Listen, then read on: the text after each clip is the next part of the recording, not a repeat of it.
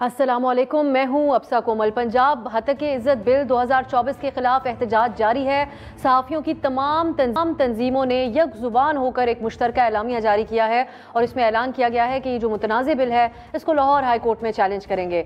Civil society की 80 organisations ने भी इस बिल को मुस्तरद किया है और हुकूमती इत्तेहादी, ये आज की बड़ी खबर ये है कि हुकूमती इत्तेहादी पार्टी पाकिस्तान पीपल्स पार्टी ने भी इस मुतनाज़ कानून साजी की मुखालफत की। पंजाब में पीपल्स पार्टी के पार्लिमानी लीडर अली हैदर गिलानी ने इंकशाफ किया कि नून लीग ने इस बिल के हवाले से न कोई मुशावरत की, न ही कोई ब्रीफिंग दी। पीपल्स पार्टी के साबिक चेयरमैन सेनेट रजा रब्बानी ने भी पंजाब हतके इज़्ज़त कानून 2024 के तहत बनने वाले ट्राइब्यूनल्स को अदलिया की आज़ादी के खिलाफ करार दिया। लेकिन दूसरी तरफ मुस्लिम लीग नून है और उनकी पंजाब हुकूमत है जो न सिर्फ इस कानून साजी पर कायम है बल्कि इसका भरपूर दिफा भी उनकी तरफ से किया जा रहा है। सोशल मीडिया को रेगुलेट करने के लिए हुकूमती तरजीहात का अंदाज़ा आज हमने इस बात से भी लगाया। जो सहाफ़ी शहबाज राना साहब हैं, उनकी एक्सप्रेस ट्रिब्यून में एक खबर रिपोर्ट हुई जिसके मुताबिक वजारत इंफॉर्मेशन टेक्नोलॉजी ने सोशल मीडिया को रेगुलेट करने के लिए 20 अरब रुपए का फंड मांग लिया।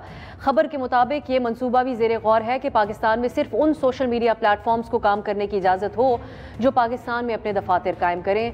ये बहस एक बार पहले भी जनरेट हो चुकी है और इसका जवाब यही समझ आता था कि फिर ना ही समझें। ये डिस्करेज करने वाली बात नज़र आती है। इंटरनेशनल सोशल मीडिया जो प्लेटफॉर्म्स हैं उनको पाकिस्तान में ऑपरेट करने के हवाले से हम इस पर बात करेंगे प्रोग्राम में तफसीली तौर पर। अब एक तरफ ये सोशल मीडिया के हवाले से सूरत हाल है तो दूसरी तरफ हम जो इलेक्ट्रॉनिक मीडिया है, टीवी मीडिया, उनके लिए भी रिपोर्टिंग करना, खासकर अदालती अमूर की, ये बहुत मुश्किल तर बनाया जा रहा है। पैमरा की तरफ से कल एक हुक्मनामा जारी किया गया जिसमें कहा गया कि टीवी चैनल्स किसी भी केस का हतमी फैसला आने तक अदालती समात की खबर नहीं चला सकते और जेर समात केसेस से मुतालिक सिर्फ वही खबर चलाएंगे जो अवाम की मालूमात के लिए हों। ये जो हुक्मनामा है इसमें यह भी कहा गया कि टीवी चैनल्स अदालती समात के टिकर्स भी चलाने से इज्तनाब करें, मगर जो लाइव अदालती नशरियात हैं जो दिखाई जाए उसकी कवरेज की इजाज़त होगी। पैमरा का ये जो हुक्मनामा है ये इस लिहाज से काफ़ी मज़ाहिका खेज़ नज़र आता है कि वज़ीर कानून आज़म नज़ीर तारड़ तकरीबन हर दिन प्रेस कॉन्फ्रेंस भी करते हैं और ऐवान में भी जजेस के रिमार्क्स को मौजूए बहस बनाते हैं और सरकारी टीवी इस सब को लाइव नशर भी करता है। आज भी सेनेट में ऐसी ही सूरत हाल थी जहां उन्होंने जस्टिस मोहसिन अख्तर कियानी के रिमार्क्स का हवाला देते हुए कहा कि आइन किसी अदालत को ये इख्तियार नहीं देता कि उनका जो दिल चाहे वो कह दें। और जो सेनेट के अंदर आज और कल अदलिया पर तनकीद का एक सिलसिला जारी रहा जिसके ऊपर सेनेटर कामरान मुर्तज़ा और सेनेटर एमल वली खान ने एक यहाँ तक उनको कहना पड़ गया कि ऐसा लगता है कि सेनेट के इजलास का मकसद ही अदलिया को तनकीद का निशाना बनाना है। ये सूरत हाल सेनेट में है, लेकिन मीडिया को ये कहा जा रहा है और अहकामात दिए जा रहे हैं कि अदलिया के हवाले से उनके रिमार्क्स ना रिपोर्ट किए जाए, ना उन मामला के ऊपर कोई बहस की जाए, अपना कोई ओपिनियन जो है उसका इजहार किया जाए। हम इस हवाले से ही बात करेंगे। एक तो ये जो मीडिया की रिपोर्टिंग के हवाले से मुख्तलिफ अंदाजों में पाबंदियां लगाई जा रही हैं सोशल मीडिया पर, खा वो मीडिया से मुंसलिक लोग हों या आम शहरी हों, उनके ओपिनियंस भी बहुत खटक रहे हैं हुकूमत और फैसला साजों के जहन में। ये उनको फ़ायदा देगी ये स्ट्रैटेजी या नुकसान और मज़ीद एक बेयकीनी की कैफियत पैदा करेगी? इसके ऊपर आज के प्रोग्राम में तफसीली तौर पर बात होगी और कुछ दीगर उमूर भी ज़ेरे बहस आएंगे। इस्लामाबाद स्टूडियो में मेरे साथ शुएब शाहीन साहब, सीनियर रहनुमा पाकिस्तान पीपल्स पार्टी के, हमारे साथ पाकिस्तान तहरीक इंसाफ के, माफ़ कीजिएगा शुएब साहब मेरे से स्लिप ऑफ टंग हुआ, मलिक सुहेब भरत साहब हमारे साथ हैं, आप सूबाई वज़ीर कानून हैं पंजाब के, और जिब्रान नासिर साहब को भी खुसूसी हमने दावत दी है, समाजी कारकुन हैं, वकील हैं और सियासतदान हैं। बहुत बहुत शुक्रिया आप तीनों का। भरत साहब, मैं आपसे आगाज़ करना चाहूँगी। ये जो बिल है हतके इज़्ज़त बिल 2024, इसके हवाले से तो सब हम आवाज़ हैं, खा वो हुकूमती कमीशन हो ह्यूमन राइट्स का या सहाफ़ती तंजीमें हो या सिविल सोसाइटी हो। आप बतौर वज़ीर कानून पंजाब के किस तरह इसको डिफेंड करेंगे? जो सवालात उठाए जा रहे हैं, बिलखुसूस इसको काला कानून करार दिया जा रहा है हर तरफ से। थैंक यू वेरी मच जी inviting me to the show जी। हर किसी की अपनी अपनी स्कूल ऑफ थॉट है। मैं आपसे ये अर्ज़ करूँगा कि क्या ये एक ऑलरेडी ये चीज़ मौजूद थी डेफेमेशन ऑर्डिनेंस, और उसको एक प्रॉपर तरीके से न्यू शेप देकर जिसके लिए आवाम की भी आसानी हो, मीडिया हाउसेस के लिए भी आसानी हो, और जो लोग इससे ऑलरेडी अफेक्टेड हैं उन लोगों को इस चीज़ की अंडरस्टैंडिंग है कि ये कितनी बेहतरी के लिए बनाया गया है। As a student of law आप ये देखें कि जो पुराना ऑर्डिनेंस था और ये वाला ऑर्डिनेंस के अंदर मेन चीज़ों को पिक किया गया। सबसे पहली चीज़ जो सबसे ज़रूरी थी वो ये थी कि इसका जो टाइम है वो हमें टोटली डिफाइन करना चाहिए। कोई बंदा किसी पे इल्ज़ाम लगाकर वहाँ से निकल जाता था और ओनर्स जो था उसी को प्रूफ नहीं करना पड़ता था, दूसरे को करना पड़ता था। अब इल्ज़ाम जो कोई किसी पे लगाएगा, आप मुझे खुद एक बात बताएं कि आप एक मीडिया हाउस चला रही हैं, आपके और बहुत ज़्यादा कोलीग्स हैं, क्या कि हमने टीवी के ऊपर नहीं चला रही हूं, मैं एक मीडिया हाउस में मुलाजमत कर रही हूं साहब, लेकिन आप मुझे अगर इजाजत दें यहाँ इंटरवीन करके आपसे सवाल करने की, ऑनेस्ट ऑफ प्रूफ की आप बात कर रहे हैं। ये जो आज इस पे बिलखुसूस मैं हवाला देती हूँ, हुकूमती जो कमीशन है ह्यूमन राइट्स का, उन्होंने एक एक सेक्शन के हवाले से बात की, आसानी कैसे आप पैदा कर रहे हैं यहाँ पर। ऑनेस्ट ऑफ प्रूफ सेक्शन 17 में initiate action without proof of actual damage. तो ये तो एक पहला पॉइंट जो आपने रेज किया, इसके ऊपर ही बहुत बड़ा सवाल उठा हुआ है।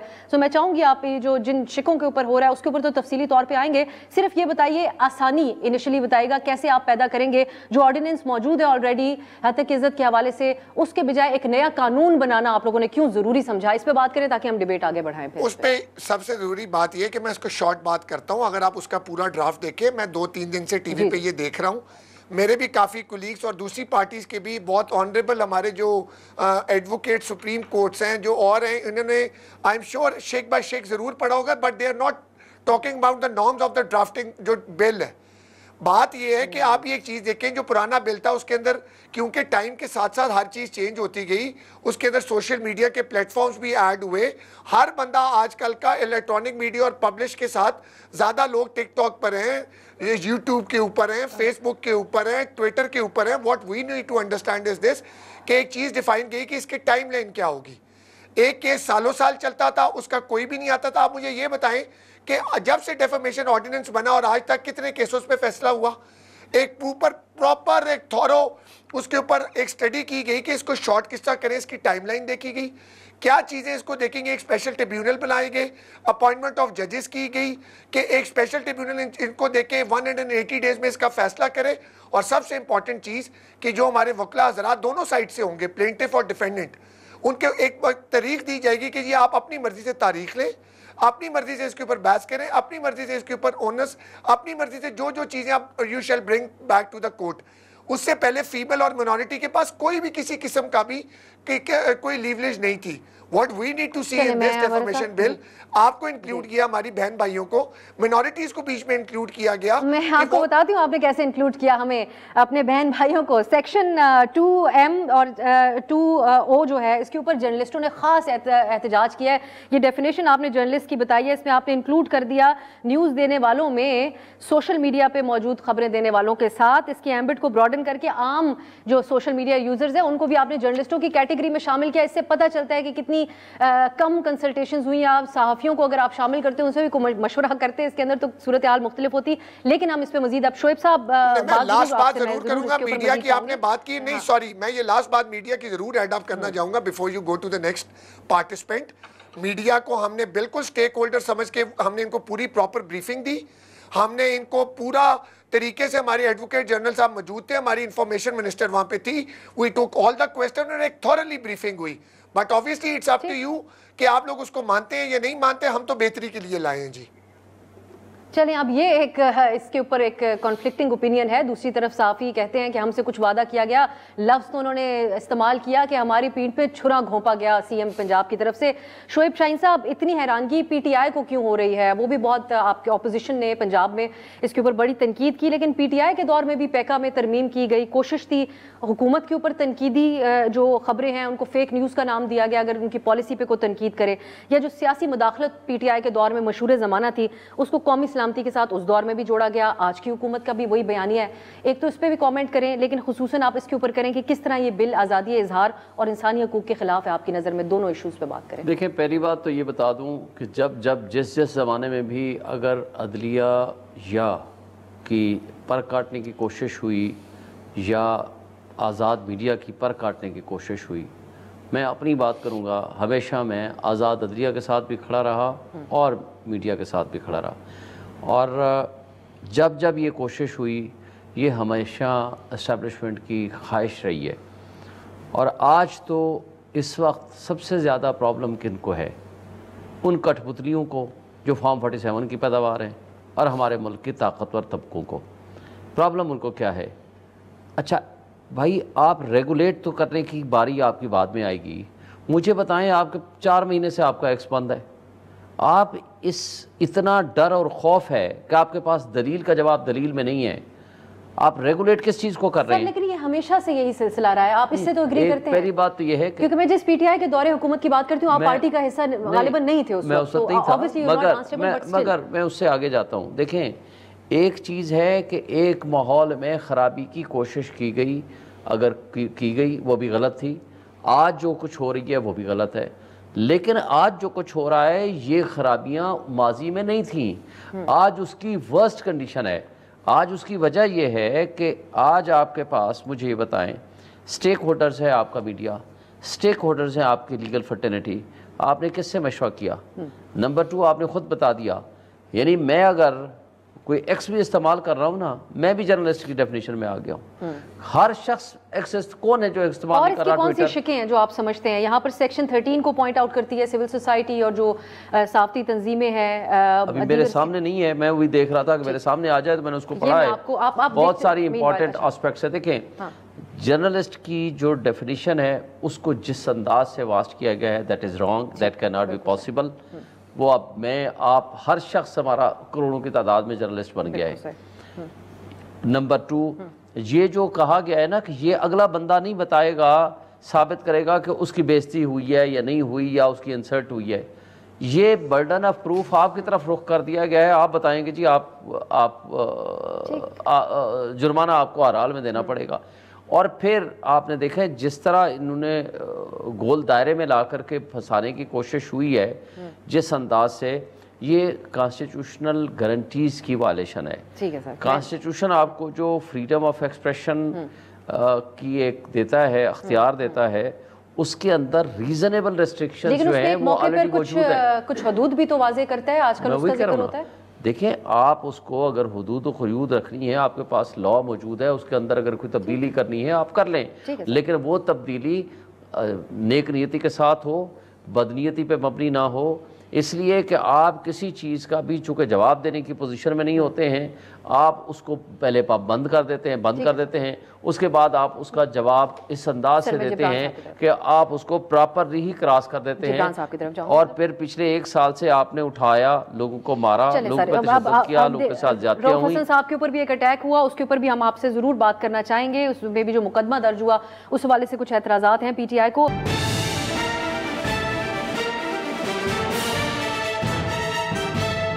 जिब्रान नासिर साहब, ये जो बात हो रही है पाबंदियों की, हर दौर में पाबंदियां भी लगती हैं, हम आपसे आपका ओपिनियन भी लेते हैं और हालात बदलते नहीं हैं पाकिस्तान में, लेकिन जो जवाज़ हुकूमतें देती हैं वो ये होती है कि क्या आप लोग ये चाहते हैं कि फ़ेक न्यूज़ लोग फैलाते रहें, लोगों की इज़्ज़तें उछालते रहें? सो आप ये बताइएगा कि ये जो बिल है इसमें आपकी नज़र में क्या नकाइस हैं और क्या किस तरह से ये हकूक़ के ख़िलाफ़ है, ख़्वाह वो आज़ादी इज़हार हो या इंसानी हकूक़ हो? मेरे ख्याल में तो देखिए, हमारे अगर जहन के अंदर कोई भी वसवसे या शक व शुबहात आते हैं अक्सर, तो वो हालात और वाक़यात की वजह से हम किस माहौल में ज़िंदा हैं। पिछले सिर्फ 1 साल और 12 महीने का ही अगर हम तज्ज़िया करें तो सहाफ़ी जो है 4-4 महीने के लिए जबरी तौर पर लापता भी हुए, शॉर्ट टर्म अबडक्शंस का भी निशाना बने। असद अली तूर जो हैं वो FIA के चक्कर काटते रहे, 8-9-10 दिन वो रिमांड के अंदर भी रहे। इमरान रियाज साहब, आपको पता है कितना अरसा गायब रहे, और जब वापस आए तो बज़ाहिर तौर पे इतना उनको टॉर्चर शायद किया गया था कि उनकी स्पीच जो है वो डिस्टर्ब थी। और अभी कल परसों का वाक़या है कि नसरुल्लाह गडानी साहब सिंध के अंदर उनकी जान के ऊपर हमला किया गया।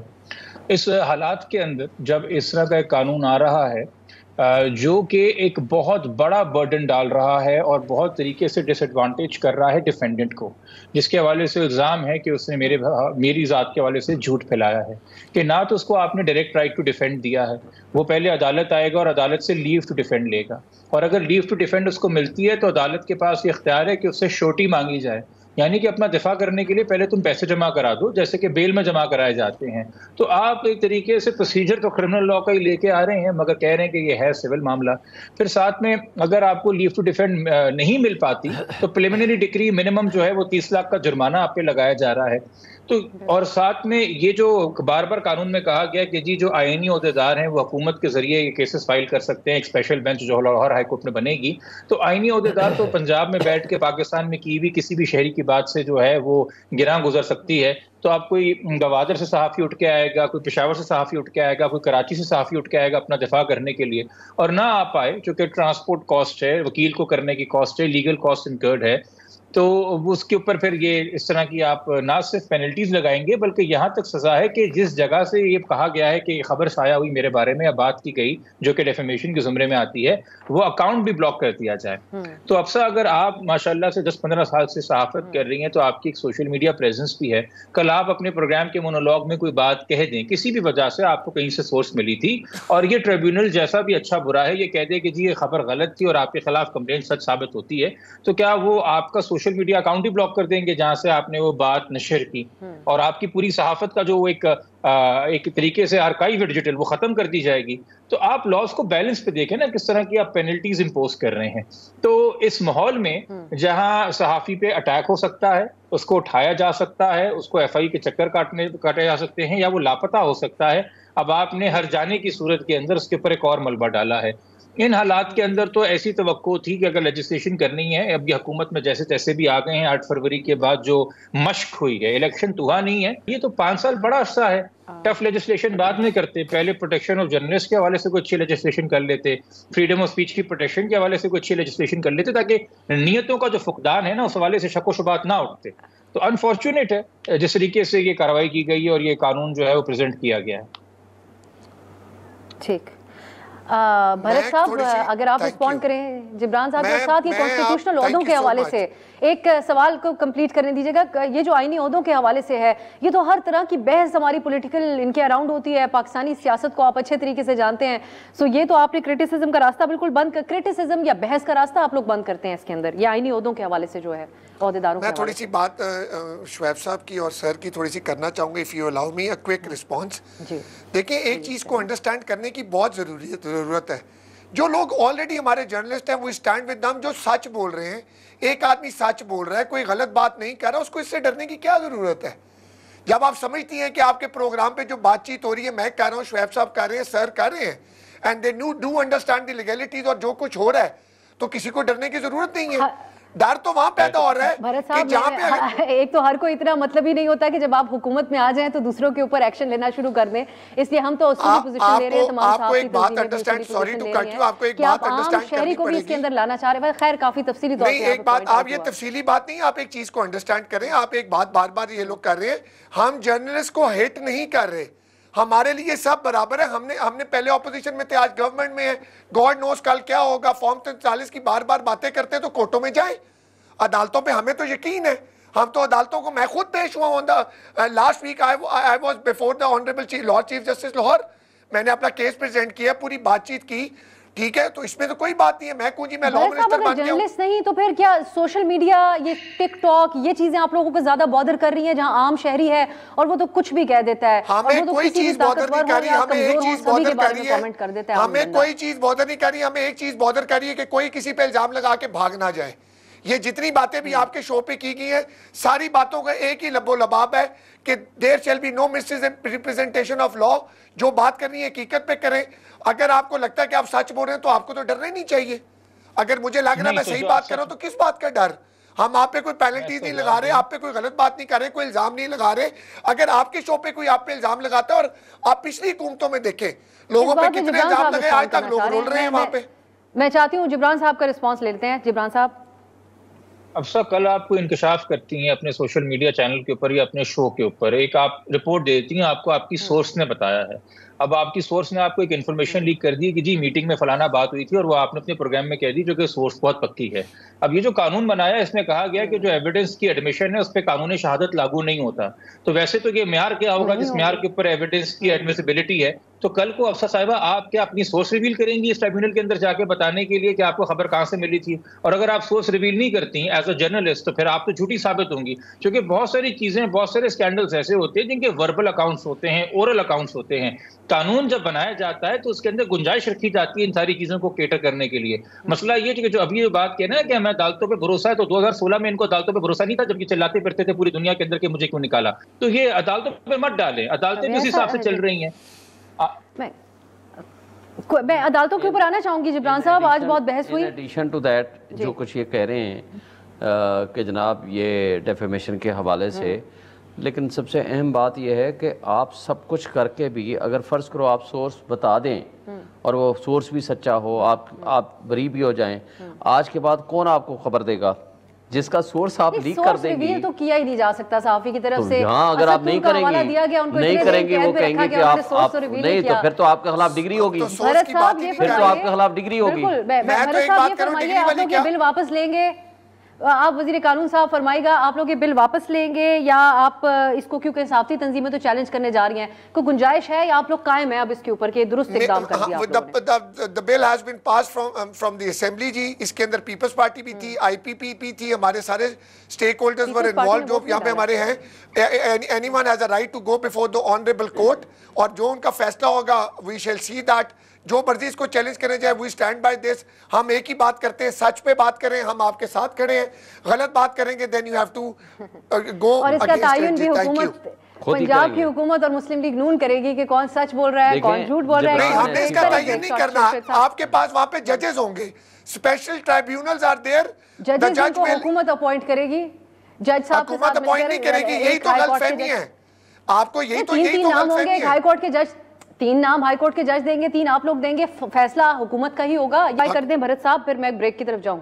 अल जहाद ट्रस्ट जो केस था उसमें क्या कहा गया? शुएब साहब बैठे हैं और भी लर्नेड लॉयर्स बैठे हैं, उसमें ये कहा कि विद द मीनिंगफुल कंसल्टेशन, एक स्पेसिफिक वर्ड यूज हुए, द मीनिंगफुल कंसल्टेशन, वो आपको पार्लियामेंट से करके जजेस को अपॉइंट करना। मैं अर्ज करूं ना, वायलेशन इस तरह है, देखें अब सुप्रीम कोर्ट या हाई कोर्ट के जब सिटिंग जज को जब आप लेते हैं, मैं या इसके लिए बाद में आप रख लें, आपको ब्रेक के बाद सिटिंग जज ट्राइब्यूनल का किस तरह काम होगा, एक शॉर्ट ब्रेक, ये एक अलग ब्रेक की तरफ जाते हैं, वापस आके इस पे बात करेंगे।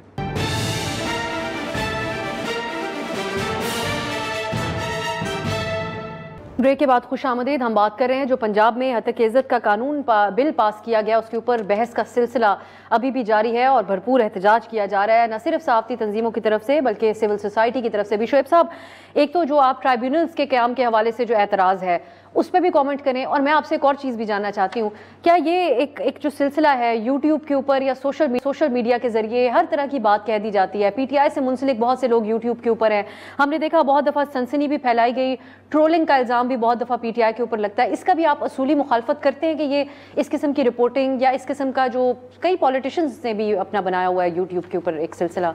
देखिए, पहली बात तो यह है कि लॉ ऑलरेडी मौजूद है इसके ऊपर। अगर किसी ने भी कोई गलत बात की है या गलत रिपोर्टिंग की है, आप उसके खिलाफ एक्शन लें, कौन रोकता है आपका? उसमें क्रिमिनल प्रोसीडिंग्स भी हैं, उसमें सिविल प्रोसीडिंग्स भी हैं, उसमें डैमेजेस सूट भी है, आप कर सकते हैं। देखिए, इसके अंदर जो खराबियाँ हैं ना, आप यहाँ से शुरू करें। सबसे पहली बात यह है कि इस लॉ के होते हुए आप क्रिमिनल प्रोसीडिंग्स भी कर सकते हैं, ठीक है जी, आप कर सकते हैं। पिछला डेफेमेशन ऑर्डिनेंस जो था 2002 वाला रिपील कर दिया। नंबर 2, आप आ जाएं ओनस टू प्रूव, सेक्शन 17 है, notwithstanding anything contain in this act the claimant shall not be bound to establish his reputation but it shall be sufficient if he proves any damage over and above the general damages to his reputation against the defendant. उसके ऊपर कोई पाबंदी नहीं है कि वो कहे कि जी इससे मेरी डैमेज के अलावा भी इनिशिएट कर सकते हैं, कुछ भी कर सकता है वो, उसके ऊपर कोई बर्डन है ही नहीं। जो क्लेम करने आया है, सबसे पहले हमेशा सिविल लिटिगेशन में ओनस टू प्रूव दी जो बर्डन होता है वो हमेशा प्लेंटिफ होता है, जो मुद्दई होता है, वो जाता है, वो कहता है हाँ ये खबर आई है, इससे मेरा रिस्पेक्ट डैमेज हुई है, रिप्यूट डैमेज हुई है, उसका मुझे नुकसान हुआ है। वो कहता है, उसको कुछ कहे ना कहे, अंडरस्टूड है कि उसकी जनरल रेपुटेशन ख़राब हो गई।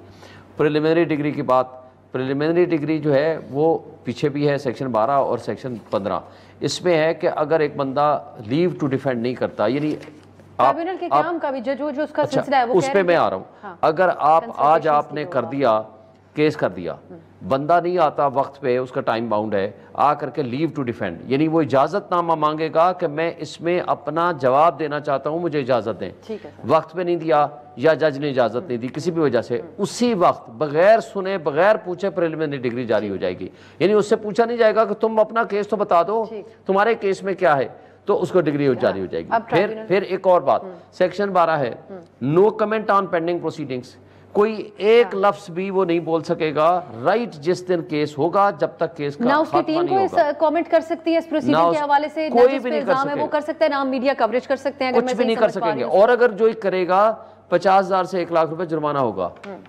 इमीडिएटली। सेक्शन 12 सबसेक्शन 2 है, अच्छा, फिर जो ट्रिब्यूनल बनाने वाली बात है, इसमें वजाहत भी कोई कबूल नहीं होगी, ये जो आप सेक्शन 12 कह रहे हैं, उसमें कुछ भी नहीं होगा। चले शोएब साहब, आप ट्रिब्यूनल के काम पे एक कमेंट कर दें। ट्रिब्यूनल की जो बात है, इन्होंने कहा है, सबसे बड़ी गलत बात इन्होंने कहा है कि हम नाम देंगे, 3 भेज देंगे और जज साहब भी देंगे। जज साहब जो है, अच्छा जज 3 हाई कोर्ट के जस्टिस के नाम अगर भेजेगा, ये उनमें से सिलेक्ट करेंगे कि किसको लगाना है। यानी अगर, अच्छा फिर आगे है 18 महीने के अंदर अंदर हम उसकी परफॉर्मेंस रिव्यू करेंगे, अगर परफॉर्मेंस दुरुस्त नहीं होगी उसी वक्त उसको निकाल देंगे। यानी हाई कोर्ट के जस्टिस की परफॉर्मेंस गवर्नमेंट चेक करेगी। दूसरी बात मुझे बताएं कि यानी वो सूटेबल है या नहीं है, गवर्नमेंट देखेगी। 3 बंदे आए हैं 18 महीने में, वो तो सूटेबल नहीं था। यानी हाई कोर्ट का जस्टिस वो हो सकता है सिटिंग जज, लेकिन इनके लिए वो सूटेबल नहीं है। हमेशा principle of independence of judiciary का कॉन्सेप्ट ये है, जब आप सिटिंग जज मांगते हो, ये डिस्क्रिशन हमेशा चीफ जस्टिस की हुआ करती है कि वो किसको मुकर्रर करता है ट्रिब्यूनल का सरबराह, किसको नहीं करता। अब वो परफॉर्मेंस सिर्फ नहीं जज करेंगे, बल्कि आजकल तो हुकूमत विफाक में बैठी हुई भी खास तौर पे जज साहिबान को उनको कोड ऑफ कंडक्ट बता रही है कि उनको क्या रिमार्क्स देने हैं क्या नहीं। जिब्रान नासिर साहब की तरफ जाती हूँ। जिब्रान साहब, ये जो आज हुकूमत को एक कॉन्फ्रंटेशन की सी सूरत हाल हमें नज़र आ रही है, हुकूमत और अदलिया के दरमियान, खा इसको हम अदलिया और हुकूमत कहें या इस्टेब्लिशमेंट कहें, एक ओवरऑल हम ऐसा एक सिलसिला देख रहे हैं। सो आज वज़ीर कानून ने भी ये बात की, जस्टिस मोहसिन अख्तर कियानी, वो मामला सब जुडिस है, हम उस पर ज़्यादा उसके तफसील में तो नहीं जाएंगे, लेकिन उनके रिमार्क्स को खुद ही वज़ीर कानून ने दोहराया। वो ये कहते हैं कि आइन इजाज़त नहीं देता कि आप अदलिया जो है वो कुछ भी कहती रहे। अब ये एक जो एतराज़ है कि रिमार्क्स आप कुछ देते हैं, फैसला मुख्तलिफ आता है, इस पर आपका क्या ओपिनियन है? ये दुरुस्त अंदाज है इतने संजीदा, इतने सख्त किस्म के रिमार्क्स दिए जाएँ जिसके ऊपर हुकूमत तनकीद कर रही है? देखिए, अभी आपके सामने जो वज़ीर कानून बैठे हुए हैं पंजाब के ऑनरेबल मिनिस्टर साहब, वो बार बार कह रहे थे हमें अदलिया पे भरोसा है, अदलिया पे भरोसा है। तो फिर आपने इस सवाल के अंदर ही जाहिर कर दिया, और रिसेंट स्टेटमेंट से एक और मिनिस्टर की, यकीनी तौर पे ये सिलेक्टेड मामला है और ये गिव एंड चूज की बात है। मैंने आपसे कहा ना कि देखिए, इसी अदलिया की एक तरीके से ढाल बन के निकले थे 2009 के अंदर, जलसा और जुलूस लेके नवाज शरीफ साहब, पीपल्स पार्टी के दौर में, आपको याद होगा, और रास्ते में कारवां रुक गया था जो इस्लामाबाद पहुंचना था, और बहाल हो गई थी जुडिशरी। फिर इसी जुडिशरी के दर पे थे 2016 के अंदर, और आपने देखा सिर्फ 2016 में नहीं, बहुत ही हालिया, ज़्यादा टाइम ऐसा नहीं हुआ, मौलाना फजल रहमान के साथ मरीम नवाज शरीफ साहिबा 12 मई पिछले साल की बात है, सुप्रीम कोर्ट के दरवाजे पे खड़े होकर सिटिंग चीफ जस्टिस के खिलाफ तकरीरें कर रहे थे। और आज जो है दोबारा से जो ये 6 जजेस का मामला है, उसके ऊपर ये कहते हैं कि जी हम अगेंस्ट हो गए हैं इनके। मैं कतक कलामी की माजरत आपसे ही, मैं जिब्रान साहब ये पूछना चाह रही हूँ, जो बहस आज बनी सेनेट के अंदर, वो फैसल वावड़ा साहब के हवाले से अदालत में कह दिया गया कि किसी की प्रॉक्सी हैं, और फैसल वावड़ा साहब बहुत ऑफेंडेड हैं इस बात से। हमें तो फैसल सब्जवारी साहब भी उनकी साइड लेते हुए नजर आए, वो कहते हैं कि इनके खिलाफ क्यों, और मुस्तफ़ा कमाल साहब, क्या इनका ताल्लुक कराची से है इसलिए। सो आप ये बताइएगा कि ये इस पे एतराज़ हो रहा है कि लोगों के बारे में, तलाल चौधरी साहब कहते हैं सिसिलियन माफिया तक कह दिया गया अदलिया की तरफ से, तो इस चीज़ पे कोई जवाब तलबी होनी चाहिए कि ऐसे रिमार्क्स लोगों के बारे में पास ना किए जाएं। जो जजेस देखें, जो जजेस, दरअसल ये हकीकत है कि as a officer of the court I must admit, जजेस अपने फैसलों के जरिए बोलते हैं, तकरीरों के जरिए नहीं बोलते। जहां जहां भी आपका पब्लिक से इंटरेक्शन होता है, जुडिशल ट्रेनिंग, मैं बतौर वकील जो मेरी ट्रेनिंग है, और आगे कल को अगर एलिवेशन होती है और मैं जज बनता हूं, तो जुडिशल एकेडमी में आपको ये मीडिया एंगेजमेंट नहीं दिखाई जाती, ये पब्लिक एट लार्ज एंगेजमेंट इस तरह से नहीं, जो अब एक सोशल मीडिया के दौर में हो गया है, और जिस तरीके से ये लाइव ट्रांसमिशन के दौर में हो गया है। जहां तक वो सिसिलियन माफिया की बात है, अनफॉर्चुनेटली वो अल्फाज मेरे ख्याल में फैसले के अंदर ही लिखे गए थे।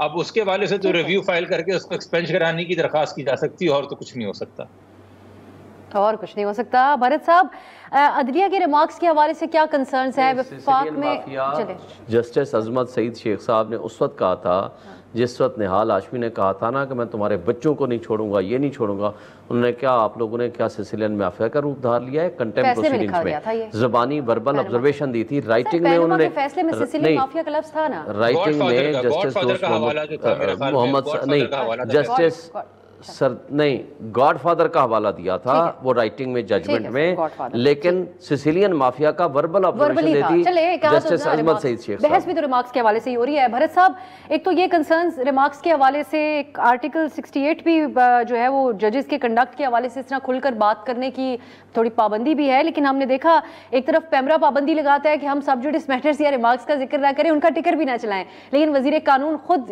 इतनी देर तकरीर करते हैं कि वहाँ मौजूद जो दीगर सेनेटर्स थे उन्होंने भी सवाल उठा दिया कि क्या ये सिर्फ ये तनकीद करने के लिए सेशन बुलाया गया था सेनेट का? तो आज सेनेट का जो सारा हुआ है इजलास जी, आपकी उसके ऊपर क्या फाइंडिंग्स हैं जी? व्हाट डू यू थिंक कि आज जो वहाँ पे सेनेट के अंदर जो सारी बातचीत हुई है, स्टार्टिंग फ्रॉम फैसल वाडा सब्जवारी साहब, then from Talal Chaudhry and then ending up with the federal law minister साहब, मेरे कहने का मकसद है जी कि what we need to understand is this कि मैं किसी का स्पोक्स पर्सन नहीं हूँ, I am the law minister of Punjab and I shall be very concern. जो मैटर्स अगर सब्सिडिज हैं कोर्ट में तो हमें उसके बारे में नहीं बात करनी चाहिए। My mind is very clear about it. मेरे पास तो there is no second thought about it कि जो मैटर्स हैं बिफोर एनी ऑनरेबल कोर्ट जो सब्सिडिज हैं we should be talk about it. अब the question started what you asked about the appointment of the tribunal. Article 68 पे मैं चाहती हूँ अपनी राय जरूर दें भरत साहब अपनी गुफ्तगू में। नहीं जी, मैं इस पे I am sorry, I will not comment on this जी। As I told you कि I am very focused about my stuff. Whatever I am going to say, मेरी mind is very clear.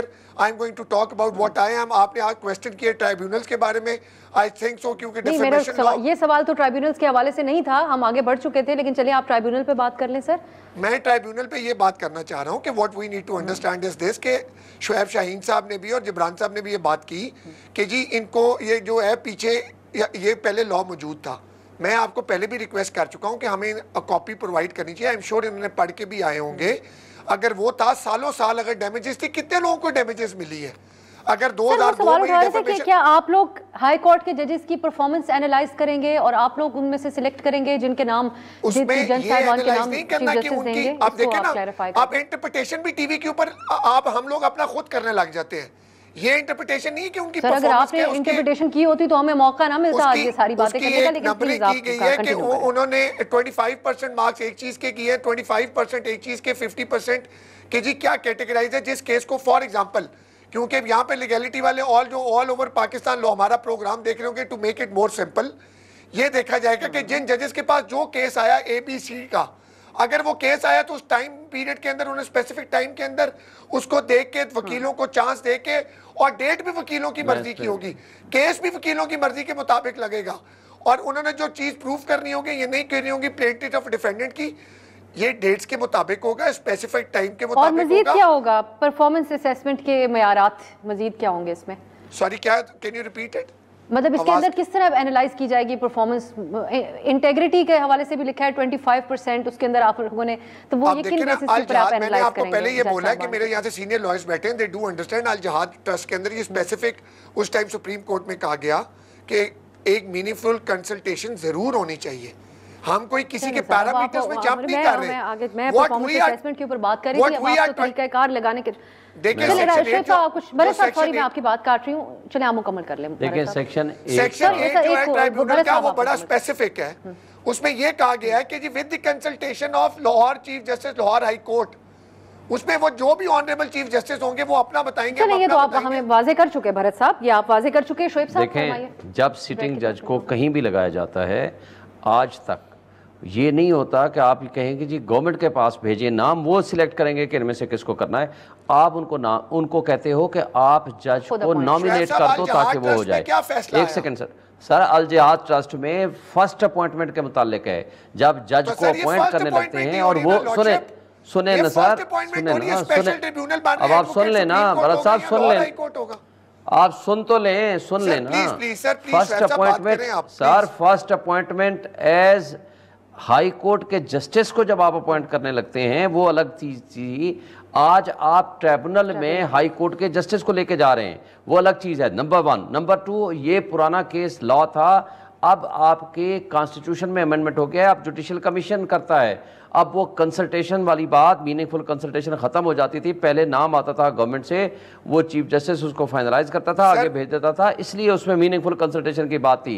आज जो कुछ मैं अर्ज कर रहा हूँ वो आप एक मिनट सर, आपको टाइम मिलेगा, सुन लेना। क्या कि हमारे पास प्रेसिडेंट मौजूद नहीं है कि विद मीनिंगफुल कंसल्टेशन हुई और पार्लियामेंट से नाम लेके दिए गए? देखें आप मुझे खुद बताइए। अब नहीं है ना, पार्लियामेंट में नाम भी नहीं गए। आप सुने ना, अब कोई पार्लियामेंट में नाम नहीं जाता, अब नाम होता है जुडिशियल कमीशन के पास।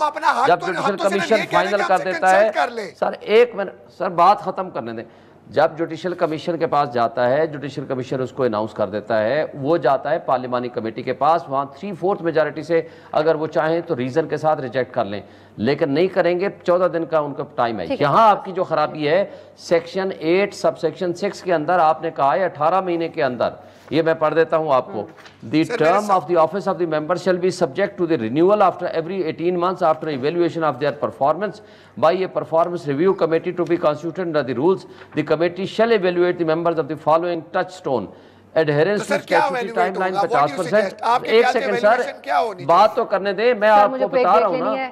Number 1, number 2 competence and fitness 25%, number 3 integrity 25%, यानी हाई कोर्ट के जज का कॉम्पिटेंस एंड इंटेग्रिटी आप डिटरमिन करेंगे कि ये हाई कोर्ट का जज इस काबिल है कि उसको रहना चाहिए। आपका पॉइंट एस्टैब्लिश हुआ, एक शॉर्ट ब्रेक की तरफ जा, वापस आके इस पे मजीद बात करते हैं।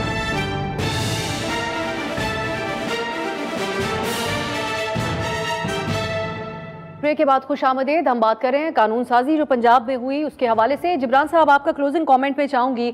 अब एक ओवरऑल कमेंट, आमतौर पे हम ये बहस करते थे कि सियासतदान बहुत इजी टारगेट होते हैं, खासकर मीडिया के लिए। यहाँ पर टीवी टॉक शोज़ में अपने आप को सियासतदान के रूप में आने वाली शख्सियात जो हैं वो ये तक कह चुकी हैं कि इन सारे पॉलिटिशियंस को चौक में लटका दिया जाए। लेकिन साथ ही एक और सियासतदान बैठा होता है, वो तहम्मुल का मुजाहरा करता है, को एग्जिस्ट करता है और अपने दलाइल से बात करता है। तो ये जो बात कही जाती है कि ये हुकूमतें ये ताकतवर हल्कों के एमा के ऊपर करती हैं, ये अभी भी वैलिड आपको नजर आती है? या जिस तरह पंजाब की हुकूमत इसको डिफेंड कर रही है, जिस तरह अदलिया के हवाले से विफाक में वजीर कानून और उनकी टीम बात कर रही है, अब ये कहा जाए कि ये आमरियाना रवैया ट्रांसफर हो गया इन पार्टीज में, खासकर ये हमने एक सिलसिला पीटीआई के दौर में भी देखा और अब उससे बहुत बढ़कर ये एक हम मुजाहिरा देख रहे हैं? देखिए, वो तो जिन हालात में परवरिश होगी वो तो आपके अंदर जरासीम आएंगे ना। अक्सर कहते हैं अगर वालिदैन अब्यूजिव हों तो बच्चे भी अब्यूजिव हो जाते हैं।